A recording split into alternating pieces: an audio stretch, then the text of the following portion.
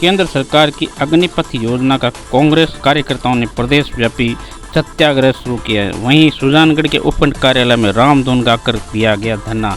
विधायक मनोज मेघवाल के नेतृत्व में बैठे कांग्रेस कार्यकर्ता। विधायक मनोज मेघवाल के सानिध्य में कांग्रेस पदाधिकारियों को कार्यकर्ताओं ने उपखंड कार्यालय के सामने रामधुन गाकर 2 घंटे तक धरना देकर सेना में अग्निपथ योजना का विरोध जताया। इस दौरान कांग्रेस कार्यकर्ताओं ने सरकार के खिलाफ जमकर नारेबाजी की।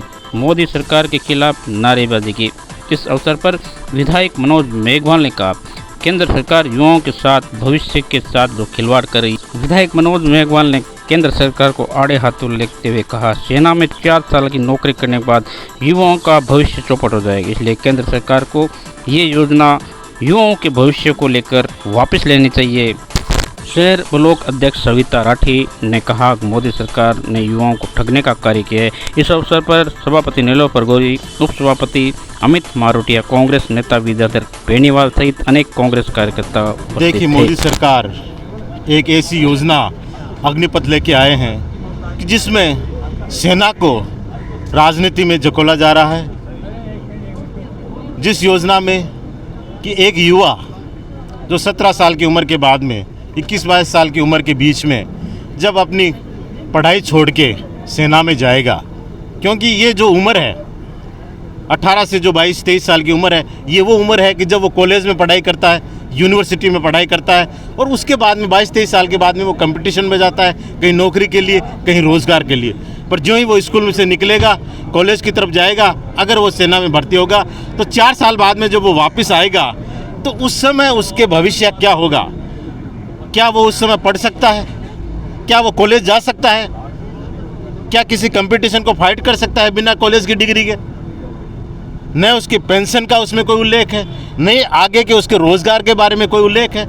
ये जो सवाल आज पूरा देश का युवा केंद्र सरकार से जानना चाह रहा है, उसका जवाब केंद्र सरकार क्यों नहीं दे रही? अगर इतना बड़ा रिफॉर्म उनको सेना में करना था तो पहले पार्लियामेंट में लाते बिल, वहाँ चर्चा करते। अगर उस चर्चा में कोई चीज़ निकल के आती तो वो करते।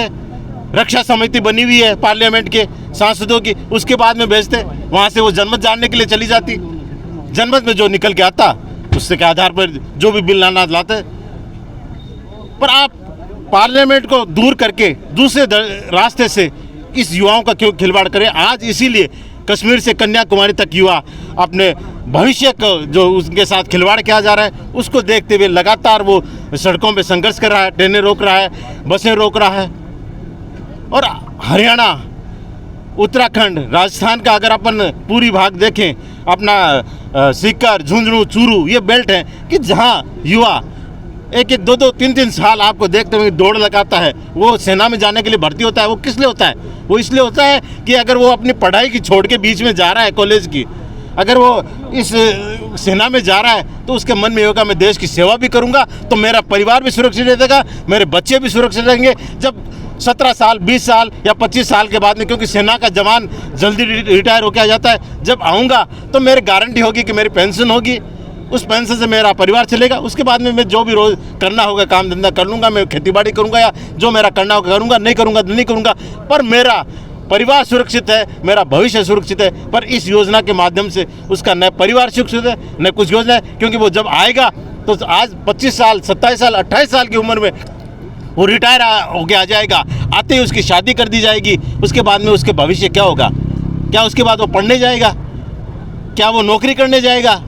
बिना डिग्री के, बिना कंपटीशन आज आप जानते हो कुछ है नहीं, क्योंकि 17 साल की उम्र तो वो होती है जब उसकी स्कूल लगभग पूरी होती है और उस स्कूल के बाद में वो सेना में चला गया और वापस आया तो उसका भविष्य यही भविष्य है। इसीलिए जो युवा है वो इस केंद्र सरकार से जवाब मांग रहा है और उनको कोई जवाब नहीं मिल रहा है। इसलिए आज कांग्रेस ने जो राष्ट्रव्यापी सत्याग्रह किया है, जिसमें राजस्थान प्रदेश के 200 विधानसभा क्षेत्रों में सत्याग्रह है, और इसीलिए आज हम सत्याग्रह किया है, धरने पर बैठेंगे और आगे जो भी पार्टी का निर्देश होगा इस कानून के विरोध करेंगे। क्योंकि जिस तरह से 3 किसानों के खिलाफ काले कानून लाए थे, उसका भी जब किसानों ने डटकर मुकाबला किया था तो केंद्र सरकार ने कहा था हम किसी सूरत में वापस लेंगे, पर आखिर में उनको झुकना पड़ा, तीनों कानून वापस लेने पड़े और किसानों की जीत हुई। और ऐसा ही आज जो ये बिल लेके आए उसमें भी यही होने वाला है, युवाओं की जीत होगी, उनका भविष्य सुरक्षित रहेगा। बिल्कुल, महिलाएं अपने बच्चों के भविष्य के लिए चिंतित है। उनके भविष्य का क्या होगा? युवा जब देश के बीच में आएगा लौटकर सड़कों पर, सड़क पर विचरता युवा क्या करेगा? तो ऐसी स्थिति में एक बहुत ही अंधकारमय भविष्य को लेकर युवा चिंतित है, तो उनकी माएँ भी चिंतित है। महिला शक्ति, स्त्री शक्ति आज सारी यहाँ पर मौजूद है, जिन्होंने सत्याग्रह किया है, पूरी शिद्दत के साथ ये सत्याग्रह किया है। और हमने भगवान से मोदी जी के लिए सद्बुद्धि मांगी है कि वो उन्हें सद्बुद्धि दे। देश ने उन्हें लोकतांत्रिक तरीके से जिताया है, वे राजतंत्र लाने की, निरंकुशता लाने की कोशिश ना करे। इस देश की रगों में लोकतंत्र है, वो राजतंत्र कभी नहीं मानेगा। इस अग्निपथ योजना को उन्हें वापस लेना पड़ेगा। सभापति मोदी कुछ कहना चाहेंगे?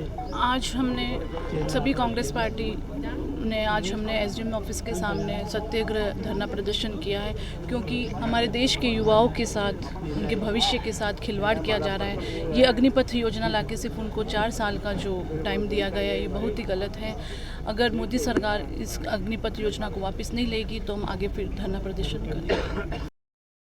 बहुचर्चित हिमांशु शर्मा मारपीट प्रकरण में मुख्य आरोपी जुनैद गिरफ्तार। हिमांशु शर्मा के साथ हुई मारपीट कर घायल कर देने वाला जुनैद को सुजानगढ़ पुलिस ने गिरफ्तार कर लिया। मुस्तकिल हिमांशु ने मेरे भाई के साथ मारपीट की थी, जिसका बदला लेने के लिए मैंने हिमांशु शर्मा के साथ मारपीट की। गौरतलब है कि पिछले दिनों हुई मारपीट के दौरान हिमांशु शर्मा घायल हो गया था।